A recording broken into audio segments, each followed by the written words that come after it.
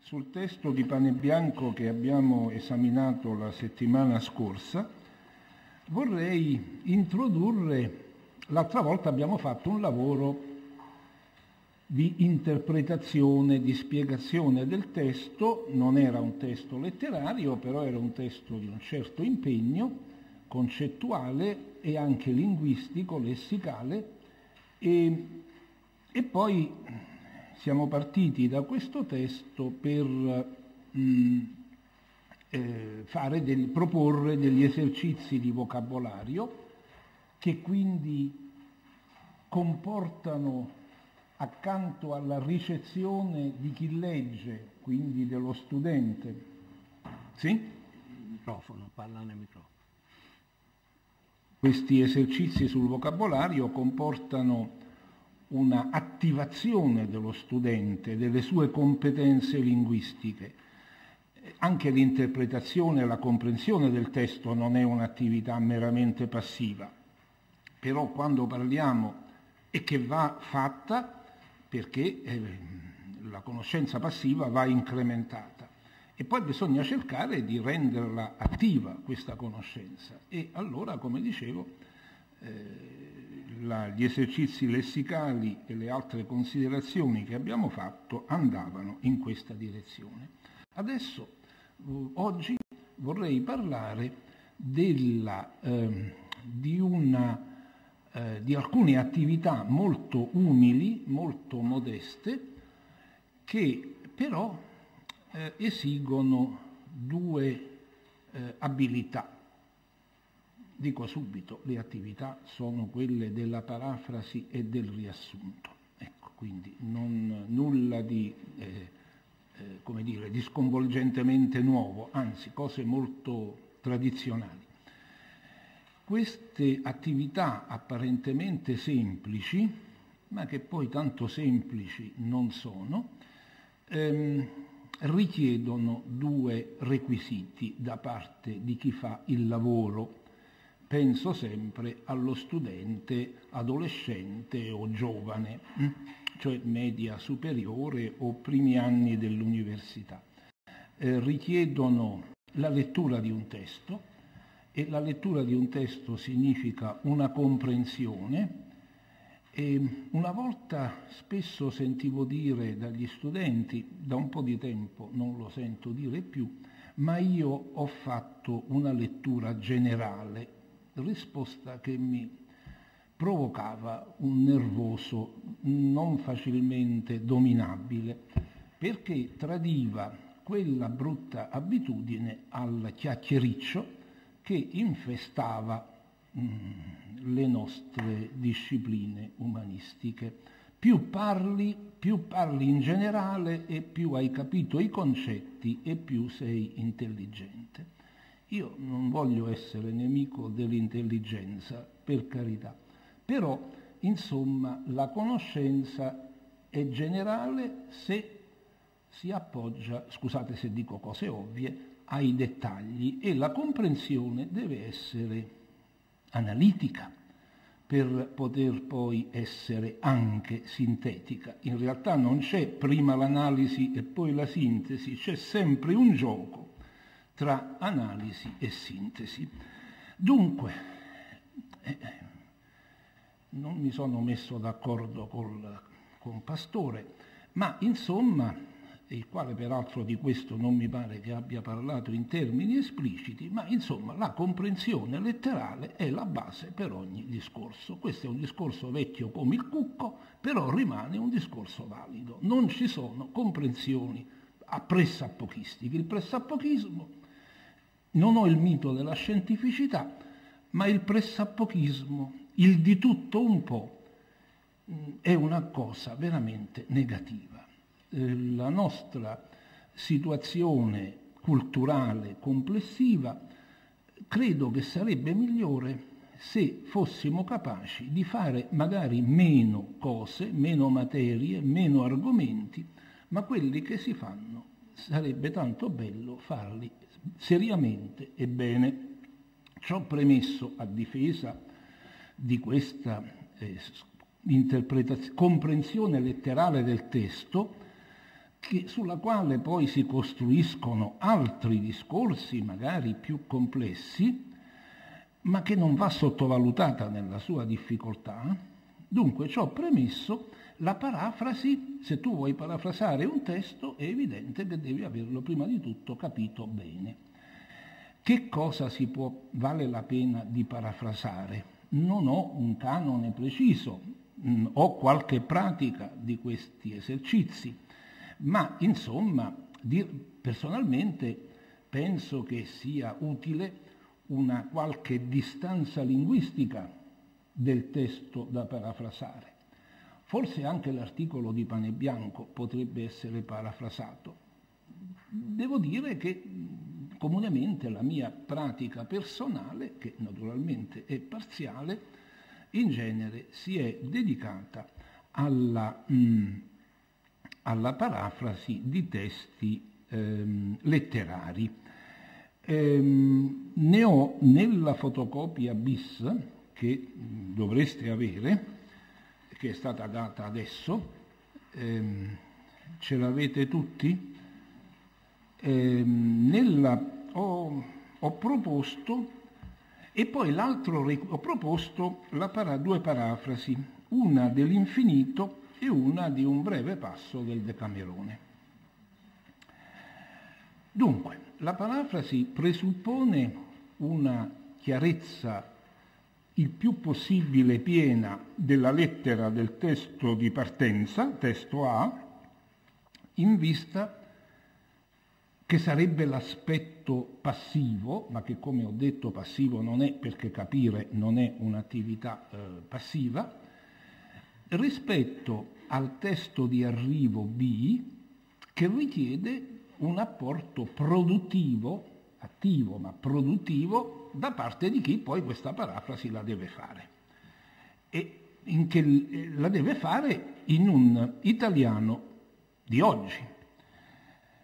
E naturalmente questa è un'attività che si può fare in classe, in una classe con un numero governabile di alunni. Se si dovesse fare una prova di parafrasi con centinaia o migliaia di allievi, evidentemente ci vorrebbe un esercito di correttori, che è la ragione per cui quando gli esaminandi sono tanti e i correttori sono pochi, si ricorre ai test a risposta bloccata, dove si segna la crocetta, e perché poi c'è il computer che fa la correzione automatica. Per fortuna noi non siamo in questa situazione e quindi è possibile proporre degli esercizi che richiedono un correttore umano. I computer, per fortuna, non sono ancora abbastanza intelligenti da guadagnare uno stipendio al posto dell'essere umano. Quando saranno capaci di farlo, ma mi pare che ci sia tempo, si vedrà. Allora, non esiste la parafrasi ideale. Anche qui non possiamo chiedere la parafrasi perfetta, non c'è. Siamo in un'area di possibilità, di probabilità.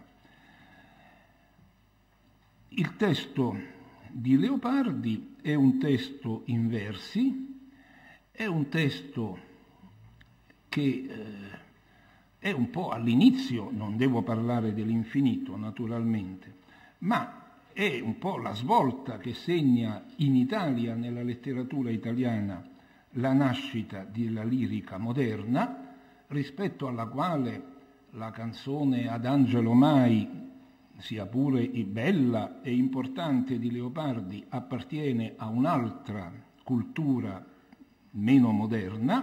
Poi Leopardi nei canti ha messo tutto insieme, giustamente, la polifonia dei canti, ma senza andare alla canzone all'Italia o alla canzone Ad Angelo Mai, i 15 versi dell'infinito si possono prestare, e nella loro facilità apparente, le difficoltà non sono poi pochissime, a partire, sempre caro mi fu quest'ermo colle, una parafrasi possibile è mi furono la parafrasi ammazza la poesia, questo delitto dobbiamo essere consapevoli che lo stiamo per compiere, poi per scontare la pena o chiedere perdono, magari torneremo al testo poetico con la consapevolezza di averlo penetrato un po' meglio grazie a questa parafrasi, ma la parafrasi certo è fatta apposta per uccidere la poesia,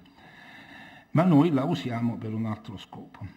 Tanto per cominciare, ermo, solitario, la parafrasi è abbastanza facile, la parola credo che non sia nel bagaglio dei medio dei nostri giovani, non perché i nostri giovani siano tarati, ma perché se non gli insegniamo queste cose non possiamo pretendere che le possano sapere, quindi è inutile fare questi processi ai giovani di oggi che lasciano il tempo che trovano naturalmente. E questa siepe che da tanta parte dell'ultimo orizzonte il guardo esclude. E questa siepe che esclude lo sguardo da tanta parte dell'estremo orizzonte. Qui mi pare, io ho proposto un modello tra i molti possibili che non cambia molto, a parte ultimo orizzonte, l'estremo orizzonte. Se poi volessimo approfondire, si potrebbero fare delle considerazioni che però non appartengono più propriamente alla parafrasi, perché ci si potrebbe interrogare su un argomento di alta linguistica, ma che però investe i significati essenziali. Non vado sulle raffinatezze, ma sulla sostanza del messaggio poetico. La natura di questo e questa, aggettivi dimostrativi, tra i più banali e più usati ieri come oggi, la natura di questi primi due aggettivi, diversamente da quella degli aggettivi dimostrativi numerosi che seguono, porta fuori del testo, perché questo ermo colle presuppone quella che si chiama, con termine linguistico, tecnico, io stavolta lo uso, deissi, cioè la proprietà indicativa che consiste nell'io qui ora. Io qui ora sono le basi della parola parlata, della oralità. L'oralità ha senso con un io, non con un io che parla per un'ora e mezza come è il caso nostro, ma insomma se pensiamo a una situazione dialogica con un io e un tu che si scambiano continuamente i ruoli. L'io rivolge la parola al tu, buongiorno come stai, il tu prende il pronome io e dice sto bene, grazie, se dice sto male parla mezz'ora dei suoi mali, abbiamo cominciato male la battuta di cortesia, sicché un linguista francese della prima metà del Novecento, Benveniste, ha giustamente fatto osservare che io e tu pronomi non sono. Non si può mettere un nome. Il pronome che cos'è? Come dice l'antica definizione, il pronome è quella particella che sta al posto del nome. Non è possibile mettere un nome a io o a tu. Si può mettere a egli o lui, a ella o lei, ma a io e tu no. Io sono io e tu sei tu, è un fatto ontologico, direi forse metafisico. Comunque, metafisica e ontologia a parte, io, qui, luogo, ora, tempo. Così è l'attacco di Leopardi. Questo colle, questa siepe. E non dobbiamo sapere che c'è se lo sappiamo tanto meglio, ma non è decisivo che c'è quel tale colle con quella tale siepe materiale, ma dobbiamo capire che Leopardi è come se indicasse la fisicità del luogo nel quale sta seduto, posizione quella seduta interessante, ma sulla quale non ci fermiamo. Dunque, questi due questo escono fuori del testo, letteralmente, e vanno alla realtà, cioè non vanno alla realtà, chiedono a noi che leggiamo di ricostruire questa siepe di plastica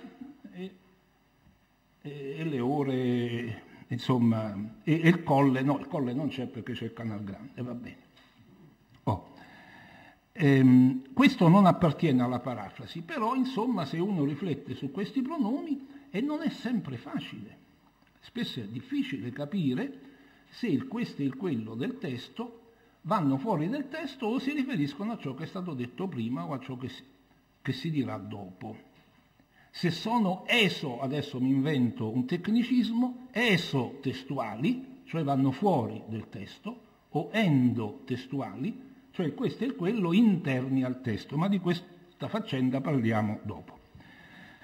Ma sedendo e mirando, e qui la parola sedendo non richiede particolari sforzi parafrastici, mirare un pochino sì, perché mirare non si dice più, e non è ammirare il senso, è semplicemente sedendo e guardando, interminati spazi di là da quella. Ecco, qui il quella si riferisce a siepe, quindi è cambiata la natura del dimostrativo perché è la siepe del verso 2, cioè è endotestuale, è dentro il testo. E soprumani silenzi, dunque, e profondissima quiete, io, eccolo qua l'io, vedete, c'è io, ma è un io che scrive, quindi però riproduce alcuni aspetti dello scambio comunicativo orale in maniere che i grandi poeti e anche i medi e piccoli poeti sanno fare. Io nel pensier mi fingo, e io, così la parafrasi qui sotto dice, propone, io immagino, fingo nella mia mente spazi sconfinati oltre la siepe, vabbè, eccetera. Ove per poco il cor non si spaura, dove il mio cuore quasi si smarrisce. E va bene, e come il vento odo stormir tra queste piante, io quello infinito silenzio a questa voce vo comparando, e mi sovvien l'eterno e le morte stagioni, e la presente e vive il suon di lei. Vediamo un po'. E quando sento il soffio del vento stormire, è una parola che si potrebbe oggi usare, ma credo che non sia molto comune. Quando sento il soffio del vento tra queste piante, quindi ho reso con soffio, soffiare, vado confrontando quel vo, oggi non si dice, come non si dice io fo, si potrebbe dire anche che vo e fo, oggi vado e faccio, sono costruiti secondo il paradigma di io sto e io do. Vabbè, ma si può anche vivere e sapere l'italiano senza fare questo confronto, quindi per carità, non è che uno deve sottoporre i suoi allievi a un flebo eccessivamente di troppi centimetri cubici. Ma sono quelle cose semplici, quelle spiegazioni semplici che rendono ragione di una qualche senso di stranezza che in un lettore alle prime armi, il quale non ha molta consuetudine con la lingua colta di un passato sia pure non remoto, ride dicendo ma come parlavano strano questi antichi, e invece di dire io faccio dicevano io fo. Vabbè, la ragione è abbastanza semplice, o io vo invece di io vado. La ragione è semplice ed è un problema di analogia su questi verbi monosillabici o bisillabici di altissima frequenza, dare, stare, fare, dare, no? Ecco, no, dare non c'entra, perché, cioè dare sì, io do, tu dai, io fo, tu fai, io vo, tu vai. Dunque, dove siamo? Ah, ecco, no, va bene, no, continuiamo e poi faccio un paio di riflessioni su un paio di parole. E mi sovvien l'Eterno, quindi questo è il famoso passaggio al tempo, dallo spazio al tempo, no? Questa siepe, l'infinito silenzio, poi il passaggio mi sovvien l'eterno e le morte stagioni e la presente e viva e il suon di lei. Il suono della stagione presente e viva e lo stormire del vento tra le piante. Così, tra questa immensità s'annega il pensier mio. Anche mio è collegato a io, come tuo è collegato a tu. E il naufragar mi è dolce, quindi l'insistenza sull'io è forte, in questo mare. Non è... C'è una grande densità concettuale in un linguaggio che il linguaggio della poesia non può essere il linguaggio quotidiano, altrimenti non varrebbe la pena di scrivere poesia. Il che non significa che debba essere a base di abbotte di tempo ed ace. Vabbè, poi insomma Pastore è stato... Dice in fondo anche il tempo edace può andare, nessuno vuole fare la guerra al veglio edace, non al tempo edace. La responsabilità è tutta di Manzoni. E dunque è un discorso sostenuto dove non manca l'aggancio a serbatoi linguistici che possono collegare la competenza attuale di un giovane che di un ragazzo o di una ragazza, mi rendo conto che tradisco il mio veteromaschilismo, oggi si dice persona per neutralizzare l'opposizione di maschio e femmina, che però a me non, insomma, sarò un vecchio reazionario, ma no, per carità, sono per la parità, ma queste persone non sempre mi convincono. Comunque, una ragazza o un ragazzo che si accosti, poniamo, all'infinito e non abbia un grande bagaglio di letture poetiche. Una è proprio Ermo, perché Ermo non si usa, però insomma uno può anche sapere che cos'è l'eremo, chi è l'eremita, l'eremitaggio, il museo dell'Ermitage di San Pietroburgo e cose di questo. Quindi c'è una serie. L'altra volta ho parlato delle famiglie e ho fatto pubblicità senza ricevere, ahimè, il giusto compenso. Sì, perché i pubblicitari guadagnano bene, beati loro. Il giusto compenso dall'editore del DIR, che peraltro di copie, come dicevo, ne ha vendute poche, perché non ha avuto tanta fortuna, purtroppo. Dunque, Ermo potrebbe entrare, forse mi illudo, in una famiglia dove già sono presenti alcuni membri vivi, e questo ci permette di risuscitare questo qui che è un po' insonno, non è proprio un arcaismo di quelli enormi, no? Ecco. E poi certamente meriterebbe dei commenti, mi fingo. Lo so anch'io che oggi si dice fiction in buon italiano, perché io non sono d'accordo, l'italiano va messo via, caro Manlio, e quindi dobbiamo passare a forme più moderne di comunicazione. Però mi fingo, fiction, anche qui, fingere intanto c'è, ma fingere vive, mi pare, comunemente nell'accezione di uno che mente, no? Del falso, ma del falso, non del falso della poesia, di cui si parlava prima, ma della menzogna, della bugia. E invece c'è un fingere molto più bello, molto diverso, che ha a che fare con il fingere della bugia, che è l'inventare. E viene dal latino, e la fiction inglese noi ce la beviamo gaudenti, dimenticando un po' scioccamente che non è altro che un cavallo di ritorno, perché l'inglese ce la rivende avendola tratta dal latino o dal francese. Il francese non so se ci sia veramente, no? C'è fiction. In genere quando una parola è di origine romanza, l'inglese o la prende dal latino o la prende dal francese. E quindi noi avremmo la finzione o l'invenzione. E quindi questa sarebbe una parola che tra il fingere del menzognero, dico alla buona, nel senso corrente, e la fiction di quelle cose televisive che tanto vengono prodotte dalla radio-televisione italiana, potrebbe trovare uno spazio la finzione, che è fantastica, ma è affettiva. Oggi si parla tanto di emozioni, che va bene, non si parla mai della ragione, che va meno bene, e il testo dell'infinito è pieno di emozioni e di riflessione e di pensiero. Ecco.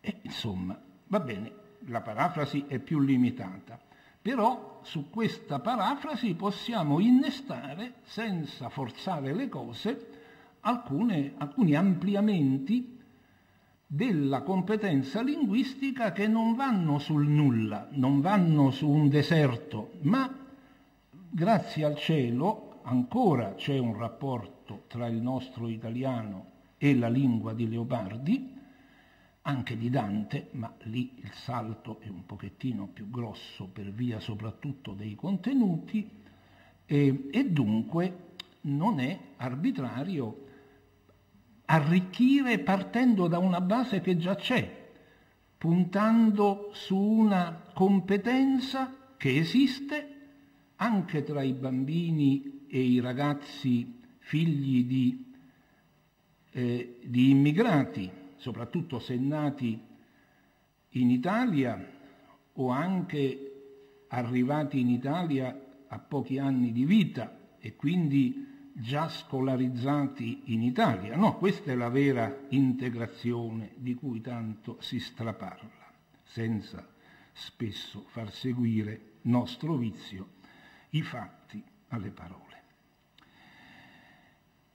Nulla di tutto ciò ha un valore taumaturgico, però può essere una direzione. Ho messo poi una parafrasi dal Decamerone, che è molto più complicato veramente, quindi bisogna proporre testi che non siano frustranti, ma la gradualità dell'insegnamento non la scopriamo adesso, no? Ogni volta che si insegna una lingua straniera si parte dall'elementare per il più complesso e allo stesso modo c'è l'accostamento al testo letterario, a tutto, insomma, no? Tutto l'insegnamento è graduale e procede anche sbagliando, purché la fisiologia l'errore è fisiologico se poi viene corretto naturalmente.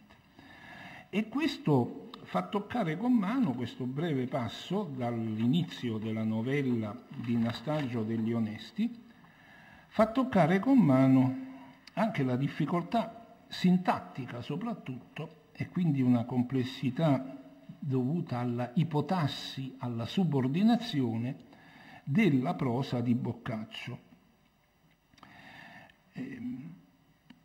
Qui naturalmente la parafrasi è quindi 2 gradini più avanti, credo, dell'infinito.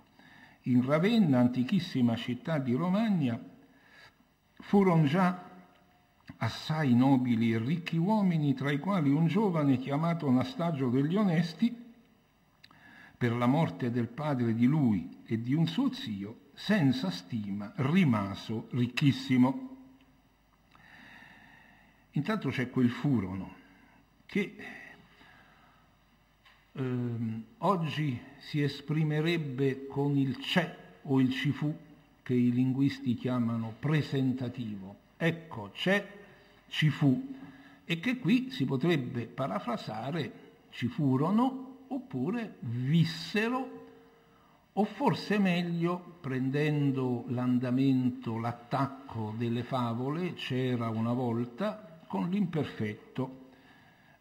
Ma mi rendo conto che uno non può stare lì a sottilizzare troppo a lungo, ma insomma c'è questo ventaglio di ipotesi, di opzioni, per cui a Ravenna, antichissima città della Romagna, vivevano una volta equivale a già, ma qui siamo un po' sul sottile. Dunque, molti uomini nobili e ricchi. Qui ho sbagliato, avevo letto gentili, nobili e gentili, e invece e quindi avevo parafrasato di animo virtuoso, ma non c'entra niente, me lo sono inventato. Se è ricchi, basta dire ricchi e non ci sono questioni. Quindi, scusatemi, un errore blu anche per me. E fra questi, tra loro, un giovane di nome Nastagio, rimasto inestimabilmente senza stima, può parafrasarsi con questo parolone, inestimabilmente ricco. Non possiamo dire più oggi in italiano inestimabilmente ricchissimo, perché inestimabilmente è già dà il senso del superlativo. Per la morte del padre, molti parafraserebbero di suo padre, che va bene, ma quel suo, se io non dico che il padre è altrui, se dico per la morte del padre si capisce che è il suo. Ma anche qui siamo sulle finezze e dobbiamo prima guardare alla sostanza. Per la morte del padre e di uno dei suoi zii, il quale, Nastagio, siccome dei giovani avviene, essendo senza moglie, si innamorò d'una figliola di messer Paolo Traversaro, giovane, troppo più giovane, femminile giovane, la figliola che è giovane come giovane lui Nastagio, immagino, sì, come ha detto già, troppo più nobile che esso non era, prendendo speranza con le sue opere di doverla trarre ad amar lui.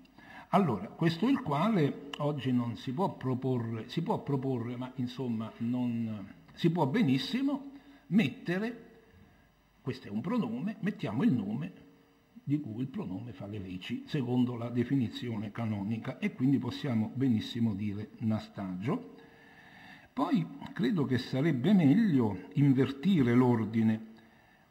Essendo scapolo, che sarebbe la parafrasi, una parafrasi di essendo non sposato, insomma quello che vogliamo, o essendo senza moglie, va bene pure essendo senza moglie, come capita ai giovani si innamorò. Il come capita ai giovani non credo che vada davvero con essendo scapolo,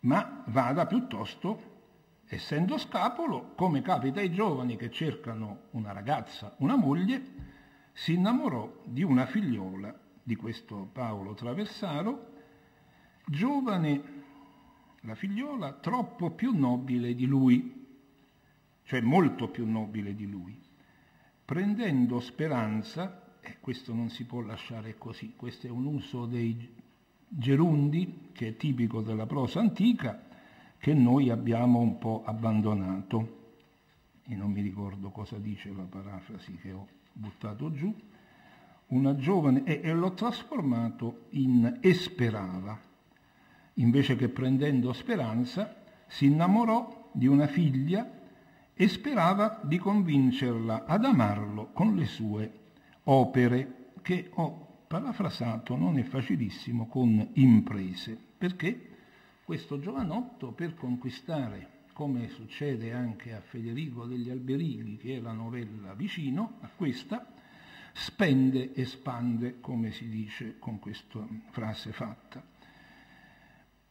Le quali opere, quantunque grandissime, belle e laudevoli fossero, non solamente non gli giovavano, anzi pareva che gli nocessero, tanto cruda e dura e salvatica gli si mostrava la giovinetta amata, forse per la sua singular bellezza o per la sua nobiltà, sì altiera e disdegnosa divenuta che né egli né cosa che gli piacesse le piaceva. Questo è il passo finale di questo breve passo, di questo breve testo, che è il più complesso sintatticamente.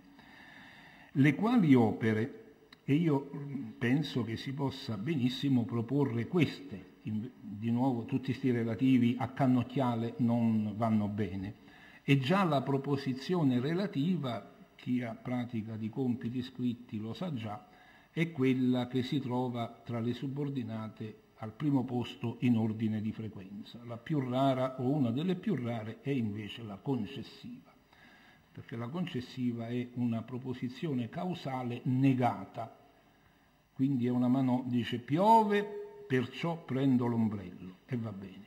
Piove, anche se piove non prendo l'ombrello, è la negazione causa-effetto che ci si aspetta. Quindi c'è un po' questa scala dalla relativa alla concessiva. Quindi non è il caso di incoraggiare troppo queste relative, perché già i ragazzi lo sanno e lo fanno da sé. E allora queste opere, qui grandissime, belle e laudevoli, io le ho un po' liberamente parafrasate, per quanto fossero impegnative, grandissime. Belle, ho messo spettacolari, siamo nella società dello spettacolo, usiamo almeno le parole. Lodevoli, degne di lode. Non solo non gli erano utili, anzi, pareva che gli nocessero, ma sembrava che lo danneggiassero. E poi qui ci sono questi 3 aggettivi molto belli per dire l'atteggiamento ritroso della ragazza che non gli dà spago, tanto cruda e dura e salvatica, dura, qui ci si può sbizzarrire parecchio, spietata, dura, rigida, che è anche fedele alla durezza, e salvatica. Veramente mi è venuta, io non sono veneto, irresistibilmente in mente Rustega, che ha illustri ascendenti goldoniani, ma che sento ancora usare. E qui si vede, è solo un esempio di come il dialetto possa e debba entrare nelle porte entro l'aula scolastica, purché poi non si pretenda di insegnare a leggere e a scrivere il dialetto a scapito dell'italiano, ma non mi entro per questa via, che sarebbe molto polemica sulla nostra cecità. Perché, insomma, il dialetto e l'italiano sono sempre vissuti in buona amicizia nella nostra tradizione. Però, dato che Rustega non lo possiamo mettere, lo possiamo citare però, e anche altre parole del dialetto, che magari a me che non sono venetofono spontaneo possono non venire in mente, altre parole del dialetto si possono proporre. Anche questo significa attivare le conoscenze, sfruttare la competenza che non è troppo vasta, non è mai abbastanza vasta di nessuno, la competenza linguistica, no? Quindi quella che c'è va sempre nei limiti del possibile suscitata e messa in circolo, perché la lingua è scambio, ovviamente, no? È commercio, diceva Baldassar Castiglione, è il rapporto, è ovvio, no? È il rapporto tra gli uomini e le donne. Dunque, diventata forse per la sua singolare, straordinaria bellezza, o per la sua nobiltà, così altera, si può lasciare altera o superba, e sdegnosa divenuta, attenzione, qui c'è così che, c'è una consecutiva, vedete, sia altiera che, ho detto che è un testo complesso sintatticamente, tanto che non le piaceva, vedete il gioco, gli piacesse, le piaceva, non piaceva a lei, né lui Nastagio, né cosa che Nastagio le facesse, né cosa che piacesse, scusate, a Nastagio. Né Nastagio né le cose che Nastagio faceva per lei le andavano a genio, e quindi picche. E poi Nastagio inventa un sistema piuttosto, con una buona finzione, inventa il modo per persuadere la sua bella. Ecco. Ora, questa è la parafrasi e il riassunto, che è un passo a oltre. Il riassunto, sappiamo tutti che cos'è, tutti siamo capaci di dire come si fa il riassunto e prendi i concetti fondamentali. Facile a dirsi, meno facile si sa a farsi. Allora, questi non li leggo perché se no non sopravviviamo alla noia, però dunque intanto avete un riassunto, questo lo possiamo leggere, eccolo, no, sì, ho le mie carte in confusione, ma vediamo se riesco ad arrivare, eccolo qua.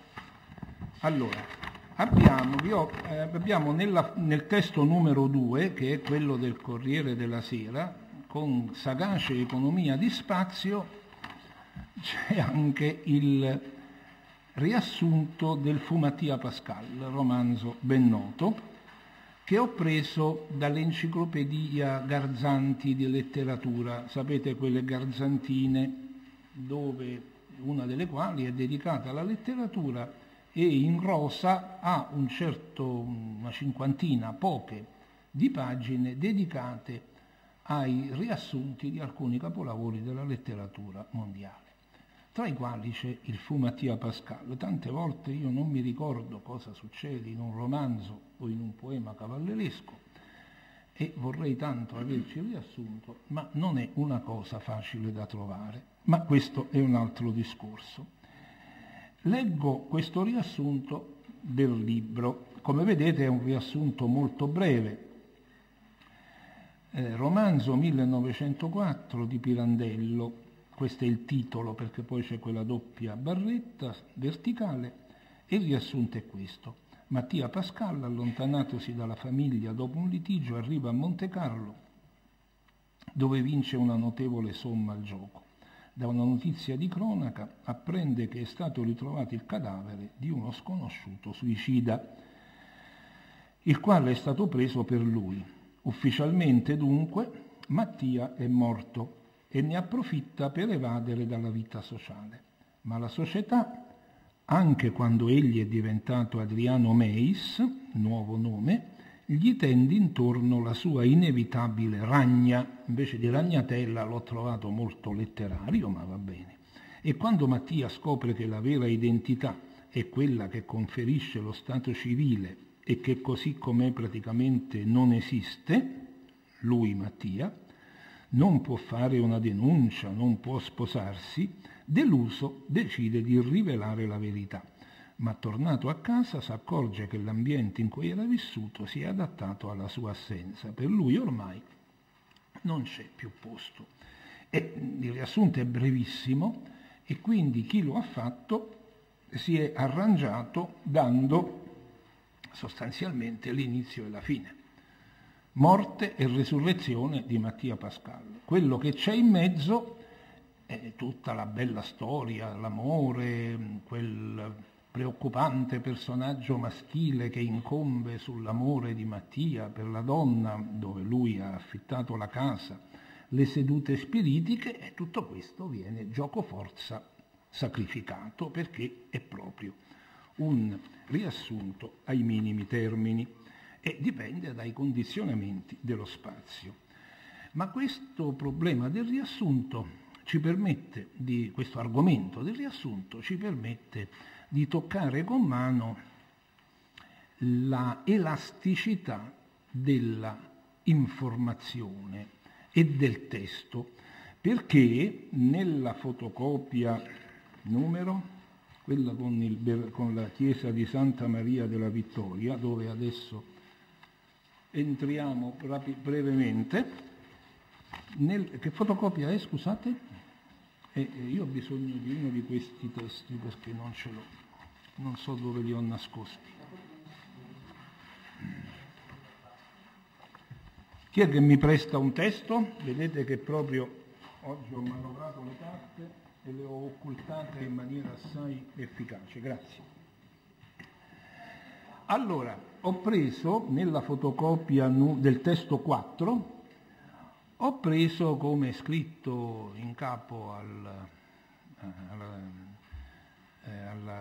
alle 3 colonne che vedete, ho preso la descrizione dello stesso monumento, una bella chiesa tra le tante che ci sono a Roma e in Italia, Venezia compresa, di Roma, la chiesa di Santa Maria della Vittoria. E allora, vedete che c'è un testo lungo che viene dalle guide rosse del Touring, quelle che sono state di recente anche messe in edicola col Corriere della Sera a poco prezzo, del Touring Club, tutte e tre del Touring Club italiano. Una stesura breve che è quella delle guide rapide in 5 volumi di tutta Italia, del Touring sempre, e una stesura intermedia, una guida verde, che non so se sia ancora in commercio, dedicata a Roma. E qui vediamo lo stesso referente materiale e artistico, la chiesa di Santa Maria della Vittoria, a partire da un testo dello stesso editore e forse dello stesso autore, perché non sono firmate queste descrizioni, questo testo a fisarmonica, che è una cosa di un certo interesse per paragonare, se uno ha la pazienza di farlo. Io lo farò in maniera sommaria, altrimenti ci stiamo tutto il tempo, perché si vede qual è lo zoccolo duro dell'informazione, almeno secondo quelli che hanno fatto questi riassunti, perché questi riassunti si capisce che partono dal testo lungo e poi fanno il lavoro di forbici, che oggi col computer poi il taglia e incolla lo facciamo molto comodamente, ma questo è pre-computer, ma si faceva già pre-computer naturalmente, e dunque quali sono le unità irrinunciabili al di sotto delle quali il riassunto cessa di essere tale, perché non ci dice nulla? Ecco, questa è un po' la domanda, no? Ecco. Allora, dall'esame comparativo risulta che il minimo informativo per una decente visita della Chiesa, che voglia avere un minimo di informazione essenziale, le informazioni sono 3. Poi vediamo quali sono, guardiamo direttamente la stesura breve. Vediamo anche che nella stesura lunga abbiamo delle abbreviazioni che invece non sono usate nella media e nella breve, e a prima vista sembra contraddittorio. Non vi sto invitando a fare in classe questo ragionamento. Non tutto quello che un professore sa deve essere detto agli studenti, ma un professore ne deve sapere di più però. Sembra contraddittorio, ma poi si capisce, perché le guide realmente pratiche sono la media e la breve, e le abbreviazioni rendono difficoltosa la lettura. L'altra volta ho detto che si abusa di acronimi. Per le abbreviazioni si può dire, anche qui, meglio non abusarne. Sono cose più complicate da leggere, le cose. Io certe volte c'è bisogno, per capire un libro o un articolo, di una tabella.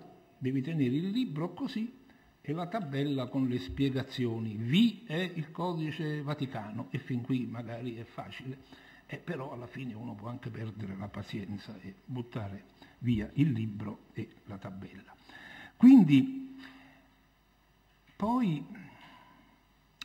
l'ordine grande della stesura lunga è un ordine molto semplice, è determinato dalla materialità extratestuale della Chiesa, perché come procede?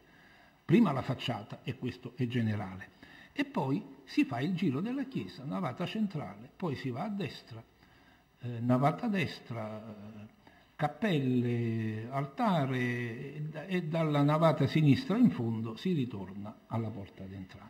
Quindi un ordine topografico dettato, che è molto comodo, no? Se uno vuole fare una visita dettagliata, si fa una bella passeggiata e vede. E la guida dice non tutto, ma molto, perché dire tutto significa poi portarsi 3 kg di monografia, cosa non particolarmente comoda per ragioni di peso, e anche perché a un certo punto ti buttano fuori perché la Chiesa chiude tutto sommato, no? Ecco.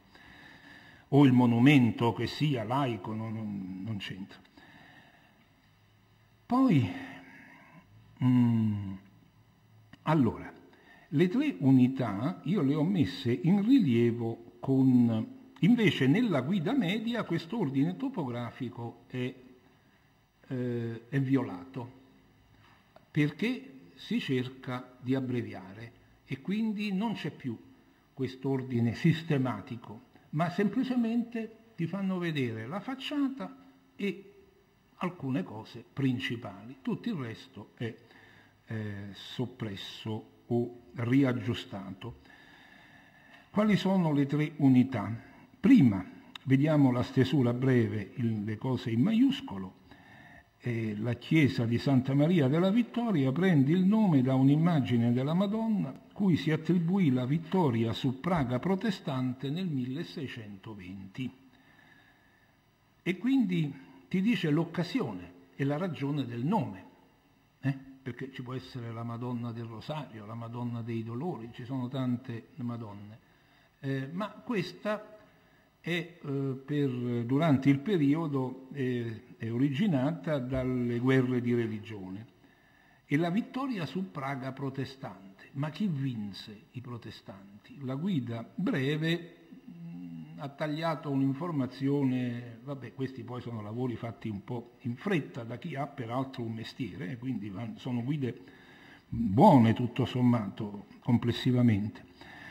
E per sapere i vincitori bisogna prendere la guida media o la guida rossa, ovviamente sono i cattolici, gli eserciti cattolici, ma insomma si poteva immaginare, ma insomma è bene dirlo, no? Chi vince chi, insomma, ecco. Poi si passa subito all'interno, sontuoso esempio di decorazione barocca, nella guida media o nella guida grande, adesso vabbè non lo ritrovo, pesante decorazione barocca per fare contento il pastore e anche me, anch'io sono ammiratore del barocco, ma il barocco non si riesce a risollevare dall'anatema che lo schiacciò molto tempo fa, e che continua a ripetersi e a riprodursi nella storia dell'arte, nella storia, nella storia letteraria. Poi, adesso siamo entrati in chiesa, ci sono delle belle pitture del Domenichino, grande pittore della Controriforma anche lui, e il clou, il top, per fare contento il ministro Profumo, sempre a cui vanno i nostri devoti pensieri, il top, come le top model, che fanno contenti i maschietti questa volta invece che il ministro. Il capolavoro è questo, ecco c'è già, è l'Estasi di Santa Caterina di quel maestro, di Santa Teresa, e ho fatto un cortocircuito tra Santa Caterina da Siena, di Alessandria e Santa Teresa, con la trasposizione sul piano della mistica cattolica della Controriforma dell'eros profano, no? Con l'angelo che è al posto del solito Cupido, con la freccia che trafigge Santa Teresa in estasi. E ci sono varie, così, ecco, qui si vede meglio il gruppo, questa è una cappella, ai lati ci sono degli spettatori, la famiglia Cornaro, che qui non si vedono, ma bisogna andare proprio in chiesa. Questo è l'angelo sorridente e questa è l'estasi della Santa. Ecco, e va bene. Ora, le 3 stesure della guida dipendono da vincoli. A ognuno è stato dato uno spazio. Dunque, la stesura lunga mi pare che conti, me l'ero scritto ma non cerco più queste carte, circa 600 parole, la media mi pare 300 e poi la breve mi pare sotto le 200. Questo dei vincoli è un concetto esportabile a scuola e credo già esportato, almeno. È sempre molto difficile parlare della scuola in generale, perché ci sono tante situazioni diverse, programmi che apparentemente sono gli stessi ma vengono svolti in modi differenti, quindi io sono sempre prudente in materia.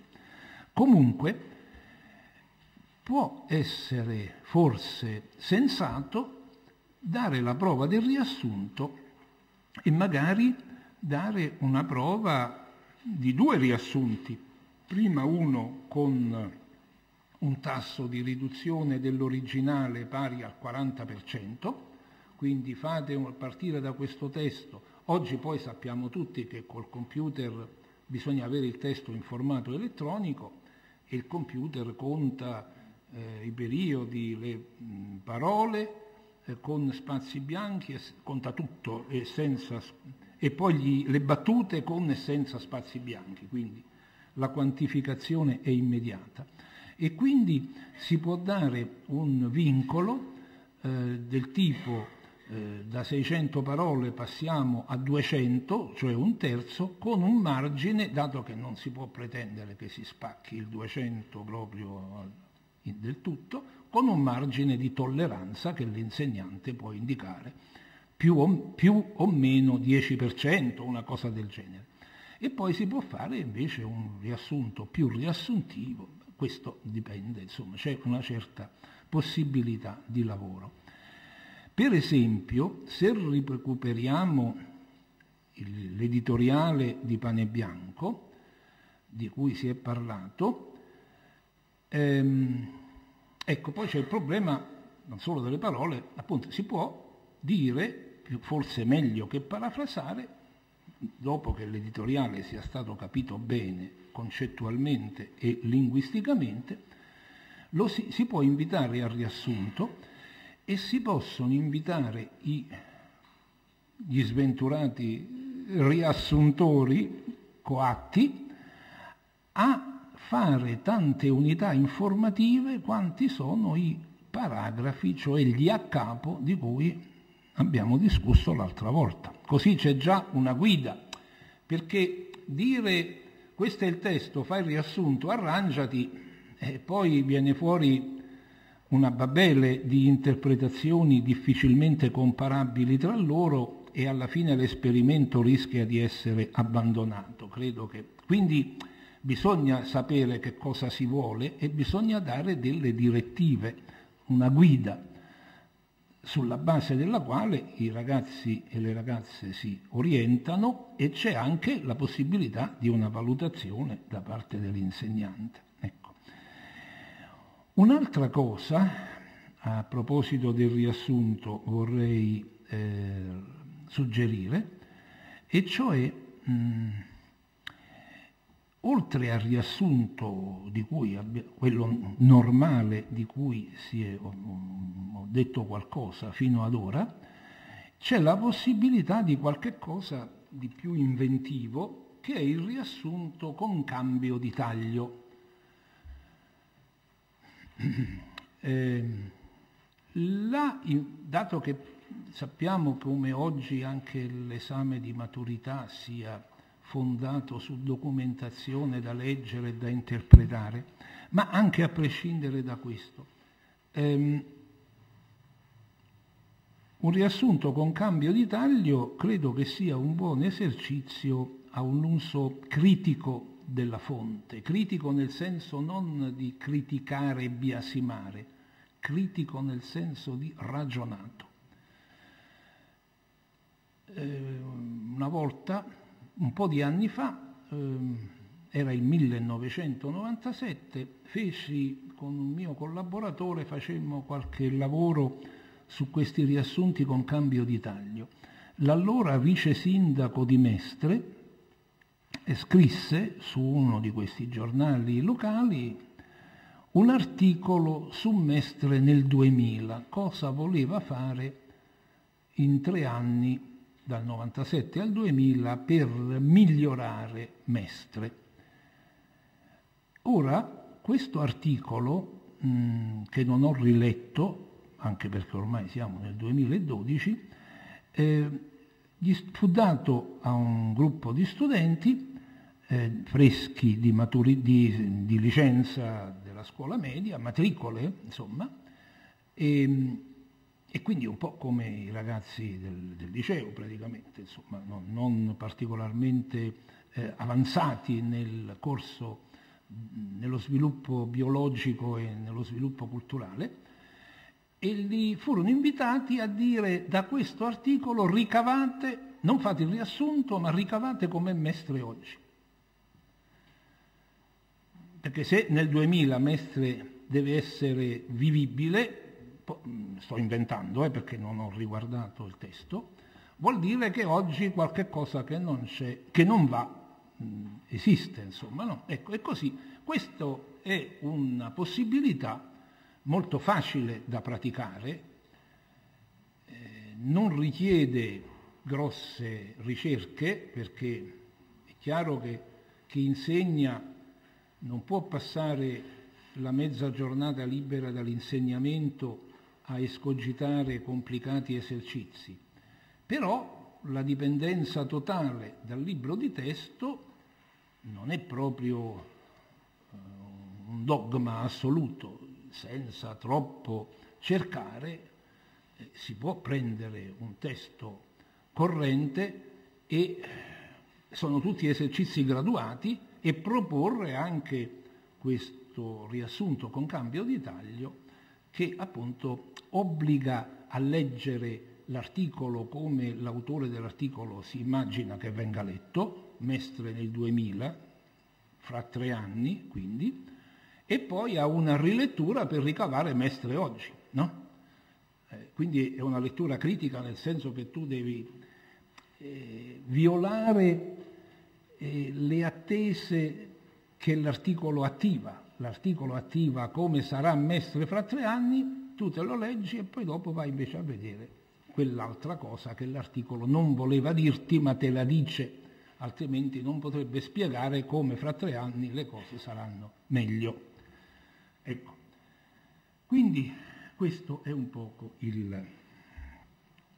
questa ginnastica, se potessi usare questa parola, questa ginnastica della lingua, questa elasticità, o potrei anche dire questa plasticità della lingua, perché la lingua è una cosa libera, che però va governata con dei criteri e non può essere usata a casaccio, come sempre in ogni caso va fatto, credo.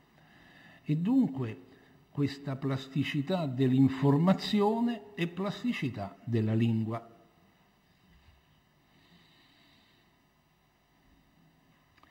Ecco, io avevo menzionato, ma solo menzionato l'altra volta, la linguistica del testo. E adesso, in questo scorcio di tempo che abbiamo, poi la prossima volta dirò qualche altra cosa e leggeremo anche un'applicazione concreta. Se non si sente ditemelo, leggerò il testo dei Promessi Sposi per verificare, diciamo, alcune indicazioni di linguistica testuale, quello che già ho dato l'altra settimana. Dunque, la linguistica testuale impone una cosa che già sappiamo, grazie al cielo, e anche la seconda la conosciamo già, impone prima di tutto la coesione, parola con la quale non altro si intende che la correttezza grammaticale. La coesione, dunque, nella fotocopia di oggi c'è un esempio di questa di non coesione, di mancata coesione. Vediamo, eccola qua. Allora, ho trovato la scaletta, ma sono alla fine della lezione, ormai non mi serve più. L'avventura della scaletta. Ecco qua, il testo 7, 1 e 2. È il Decamerone. Questa è una novella, la più lunga delle novelle del Decamerone, dove una bella vedova si fa beffe di uno scolare, di uno studente che torna dalla grande università di Parigi, la Harvard medievale, insieme a Bologna, mettiamoci anche Padova, dove molti di voi hanno studiato. Venezia non ce la metto perché è troppo giovane, e si fa beffe di questo scolare che le ha fatto la corte, facendolo aspettare per una notte intera sotto la porta di casa mentre nevica, sicché lo scolare quasi muore congelato. E a un certo punto sto poveretto bussa alla sua porta, ma lei non gli apre, lui poi si vendicherà con il contrappasso dantesco applicato a questa vita. La donna disse: «Oh sì», e lui le ha detto: «Fammi entrare, non ce la faccio più». «Oh sì, che io so che tu sei uno assiderato, e lo so che tu sei congelato», ma lo beffa, lo prende in giro. «E anche è il freddo molto grande, perché costì sia un poco di neve». Ecco, queste sono quelle frasi che per fortuna il computer non capisce, le frasi ironiche. Il freddo è molto grande è detto ironicamente, non va preso alla lettera. E dice: «Fa tanto freddo perché costì». Il toscano, come alcuni dialetti meridionali, con questo e quello ha un terzo pronome e aggettivo dimostrativo che è codesto, ciò che è vicino al tu ed è lontano dall'io. E allora l'avverbio di luogo è qui, lì, ma anche costì. Costì è l'avverbio di luogo corrispondente a codesto. Per questo poco di neve fai tante storie, questo è il senso delle parole della donna. Già so io che elle sono molto maggiori a Parigi. Tu vieni da Parigi, lì sì che fa freddo, che vuoi che sia questo freddo italiano? Allora, qui vedete che la coesione grammaticale non c'è, perché elle, che equivale al nostro esse, non ha un antecedente, non c'è il sostantivo a cui si riferisce. È chiaro che il pensiero della neve ha portato a riferire esse alle le nevicate di Parigi, quelle sì che sono fredde. Il secondo esempio analogo, un'altra novella, il rumore, l'eco della rapita giovane fu in Ischia grande, siamo nel Golfo di Napoli, e quello che più lor gravava era che essi non potevano sapere chi si fossero stati coloro che rapita l'avevano, come quando la polizia fa le indagini in tutte le direzioni perché brancola nel buio. E quindi quello che più loro sono gli abitanti di Ischia, e questo plurale è ripreso da essi, non potevano, perché Ischia non è umano, non è soggetto umano, e invece chissà chi fa rumore sono i soggetti umani. E però io credo che uno manco tanto se ne accorge di queste scorrettezze grammaticali. Invece che fare esempi di coesione grammaticale, ho preferito, tipo Carlo mangia la mela, tanto per prendere la solita frase breve breve e scema scema, ho preferito prendere due casi di grammatica violata, perché, come tutti già sappiamo, un testo sgrammaticato con errori di lingua si capisce lo stesso benissimo. Non diciamolo ai nostri allievi, perché se no ci prendono troppo alla lettera per darci ragione, ma scherzi a parte, il senso si lascia spesso individuare. La coerenza è più interessante forse. la grammatica, diciamo, la correttezza grammaticale la diamo per scontata in teoria, poi bisogna insegnarla, ma insomma la teoria è facile. Più interessante è il secondo concetto di base della linguistica testuale. Come dicevo l'altra volta, la linguistica testuale va oltre il confine della frase e quindi riguarda proprio il testo. I due pezzi che seguono, 7.3 e 7.4, sono testi presi da Wikipedia o Wikipedia, come si voglia dire, e quindi sono testi un po' così, non perché uno debba per forza parlare male di Wikipedia. Io pure me ne servo, tra l'altro è la prima cosa che ti salta da Google, perché così va Google, no? Che è una cosa preziosa, però la prima cosa che ti rifila è questa. E poi, per carità, però, insomma, una cosa importante è che la Wikipedia in italiano ha meno voci ed è meno accurata di quella in inglese, per la buona ragione che Wikipedia non è nata da noi. Comunque, vabbè, lasciamo perdere adesso Wikipedia. Vediamo un po' adesso la continuità tematica. La continuità tematica è quella continuità molto delicata che riguarda l'argomento del quale si parla. Qui la cosa è semplice in 7.3, perché si parla del serpente corallo. Quando passiamo il prossimo lunedì ai Promessi Sposi, le cose cambieranno. Ma un conto è la narrativa, un conto è una voce di enciclopedia. Non avevo sotto mano una garzantina, perché ce n'è parecchie per la medicina, per il diritto, non avevo una garzantina scientifica, mea culpa, e insomma allora ho preso questo esempio. Il serpente corallo comune è diffuso tra le regioni sudorientali degli Stati Uniti e il nord-est del Messico.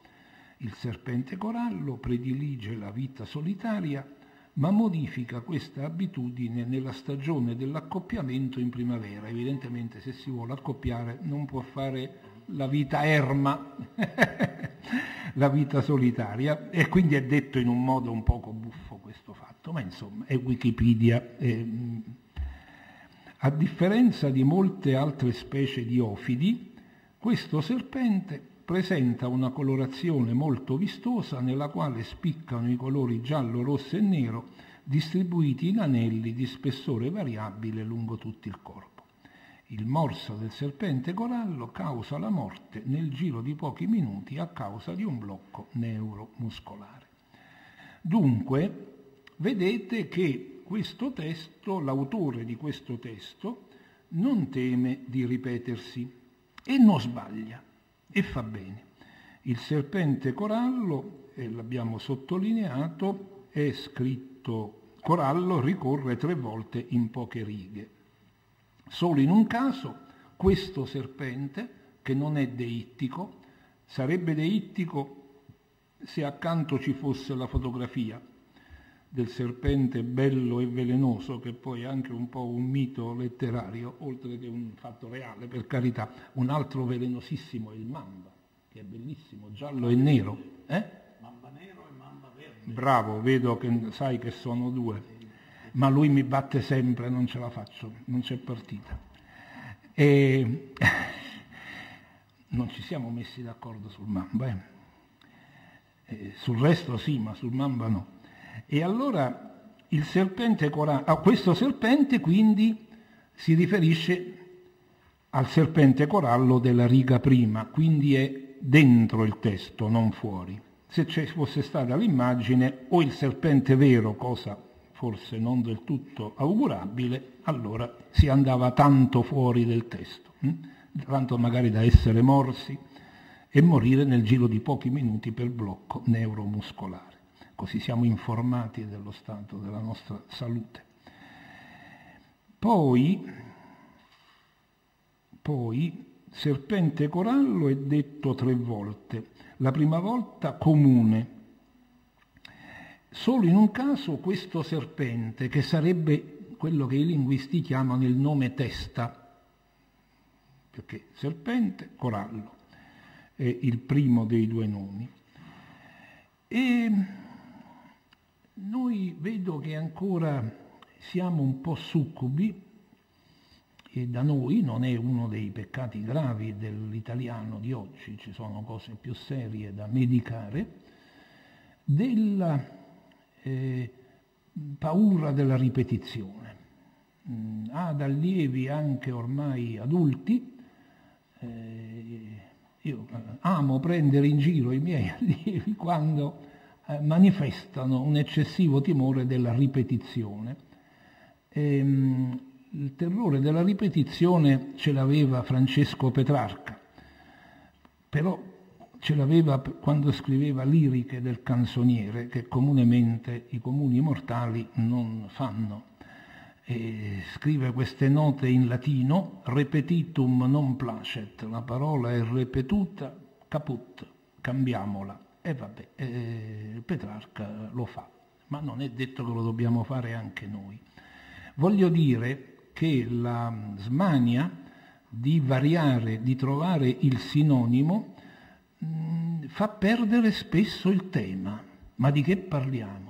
E di chi e di che cosa? Non ho adesso esempi concreti perché insomma facciamo 3 lezioni e non una cosa più lunga che agghiaccerebbe tutti.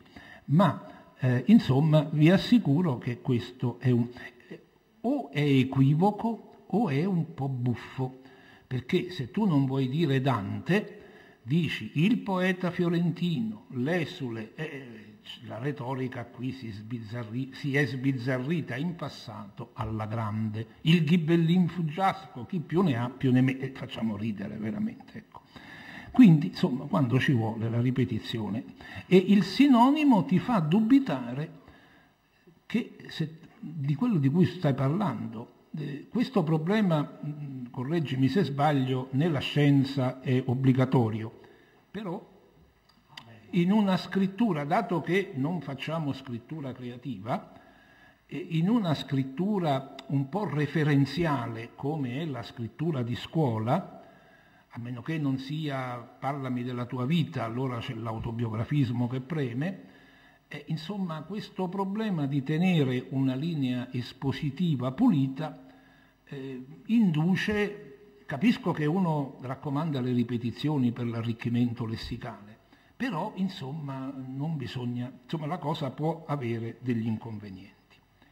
E vediamo invece il testo 2, sempre da Wikipedia, dal quale si vede quello che si sa, che non c'è una redazione che cura, stavolta lo dico in inglese senza scherzare, l'editing dei testi, ma si può dire anche in italiano, una redazione che cura, che faccia la revisione del testo, la parola revisione equivale a editing, che poi anche qui è una radice romanza in latina, editare, edizione, va bene, lasciamo perdere.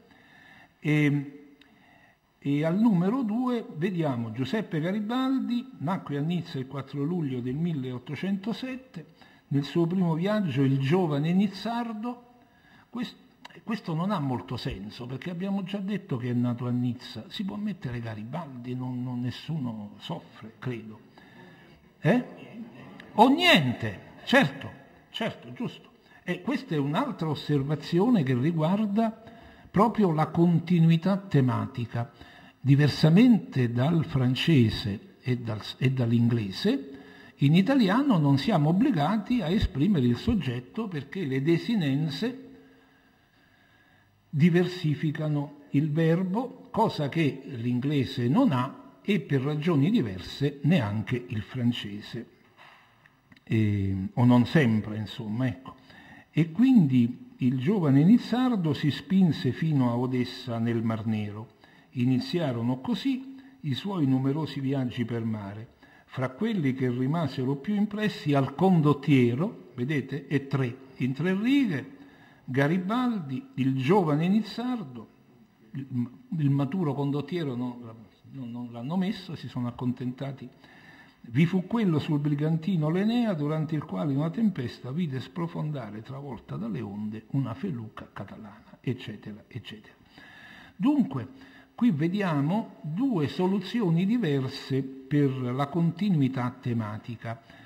La linguistica testuale usa una parola abbastanza utile.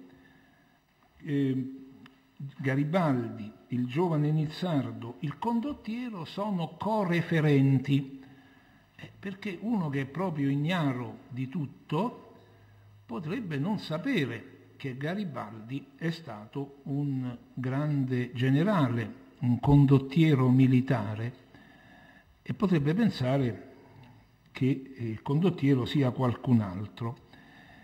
Questo apre un problema che io però credo che siete già un po' saturi, chiudo subito, che riguarda l'enciclopedia del lettore, no? L'enciclopedia, cioè quello che, insomma, se uno viene dal Kurdistan, che non esiste, perché non esiste uno Stato dei curdi, un curdo che arriva in Italia forse non sa bene chi è Garibaldi, possiamo anche, mi pare, giustificarlo un po' meno quando siamo noi che non ne sappiamo covelle, come diceva nel 300 il Boccaccio, cioè quando non ne sappiamo un H, detto in linguaggio meno antico. Però, insomma, io vi vedo un po' provati e quindi il problema dell'enciclopedia e della cornice di conoscenze di cui si parla prendendo il concetto dalla psicologia cognitiva, magari lo introduciamo lunedì prossimo.